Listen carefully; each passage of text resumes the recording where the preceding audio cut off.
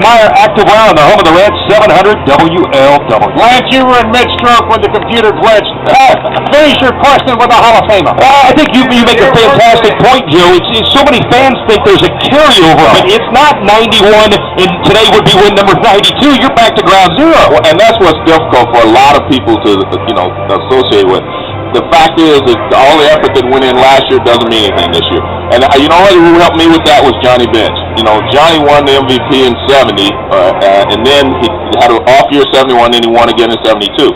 And when I won in 75, he came to me and he said, make sure that you don't do too much over the winter. You get ready for the game, you come back here and be ready to start from zero. And he really helped me a lot just by talking to me like that. And he also helped the team when we talked to our teammates after we won in 75. We said, hey, 76, that last year is gone. Start all over, and we were able to do that. And one interesting thing yesterday when Lance and I were in the clubhouse, we saw you and everything and talking to Brandon Phillips, and he said, we got some dinner left over. He's got some dinner left over, and you're sitting there going, what are you talking about? Well, they got some unfinished business. They got 2 more levels to go. They got the Central Division Championship, get the National League Championship, and then ultimately bring home that World Series trophy once again here to the Queen City. Well, people don't even realize how close we were last year. We got swept by the Phillies, right? Opening day of the playoffs, the guy pitched a no-hitter. Hey, you can't win that game. The next day, we had that game won, and we made some mistakes, and they came back.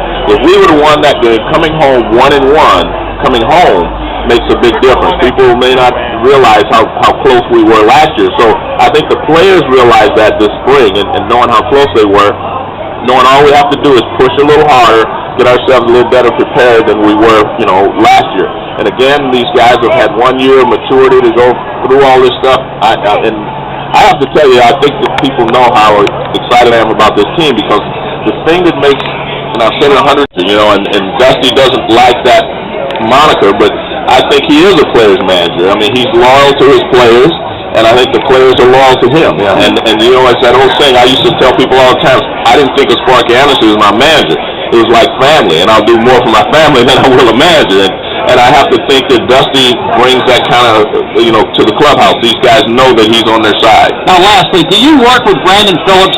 Do you and Phillips talk to each other, and is he going to be a Red for the next 10 years? Well, we talk all the time. Let's hope he's going to be a Red for the next 10 years. I can't get into his contracts and, whatever the team wants to do. Well, give some of your Honda dealership money to Brandon Phillips. The amount of money these guys make nowadays, you got to have more than one Honda dealership. How much would you have made if this system was in effect when you came off 2 MVP years? $25 million a year. Man, I don't like to think about that. I have to tell you this, and I mean this. I'm happy that I played when I played.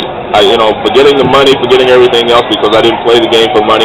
And if I was playing today, I wouldn't have played with Bench, Rose, Perez, Foster, Griffey, all those guys. So, as the old saying goes, I'll spend all my money, but the memories I'll take to the grave with me. Joe Morgan, you're a Hall of Famer. Congratulations.